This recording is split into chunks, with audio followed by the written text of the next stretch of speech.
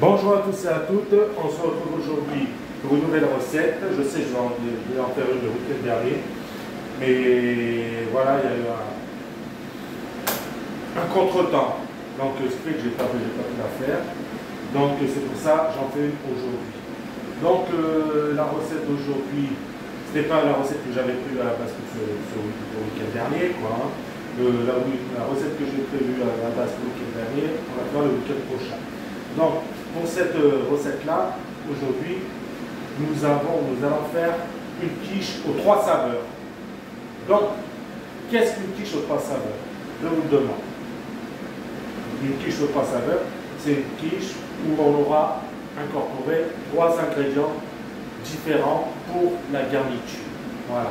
On peut utiliser les ingrédients qu'on veut, il n'y a pas de souci. Moi, là, en l'occurrence, j'ai choisi de la pomme de terre, de la saucisse de Strasbourg et de l'oignon. Enfin, saucisse de Strasbourg, saucisse Miachi. Voilà. Donc, pour cette quiche aux 3 saveurs, on va avoir besoin de 250 g de farine, 125 g de beurre, 2 pommes de terre, 5 centilitres d'eau, 3 saucisses Miachi, un oignon, un jaune d'œuf, 200 g de fromage râpé, du sel, du curry, du piment de Cayenne. Donc, on va avoir besoin, ça après le curry, piment de Cayenne, ça c'est pour la pareille. Hein. Pour la pâte, on va avoir besoin de la farine, de l'eau, du beurre. Voilà, et un peu de sel. Voilà, pour la pâte, on va avoir besoin de ça. Pour la garniture, on va avoir et d'un jaune d'œuf. Voilà, donc farine, un jaune d'œuf, eau, beurre. Voilà, ça c'est pour la pâte et sel. Voilà. Pour la garniture, enfin pour la paille à crème prise, on va avoir besoin de 25 centilitres de lait, un quart de litre, 25 centilitres de crème fleurette et piment cayenne, curry, sel. Voilà.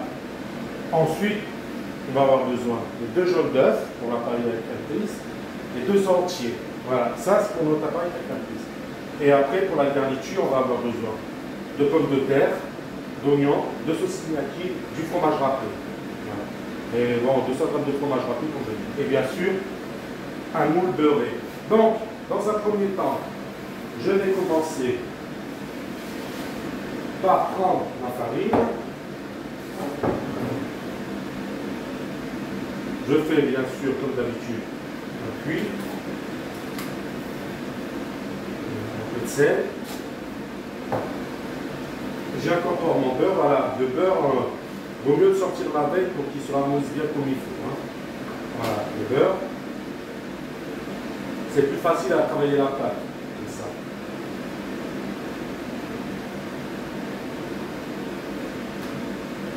Voilà.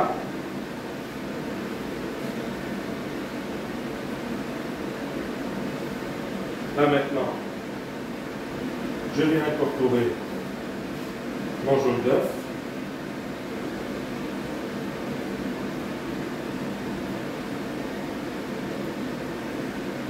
Voilà. Et mon eau.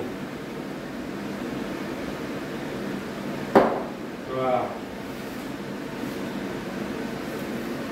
Je pétris la pâte. Donc, je pétris ma pâte et on se retrouve après.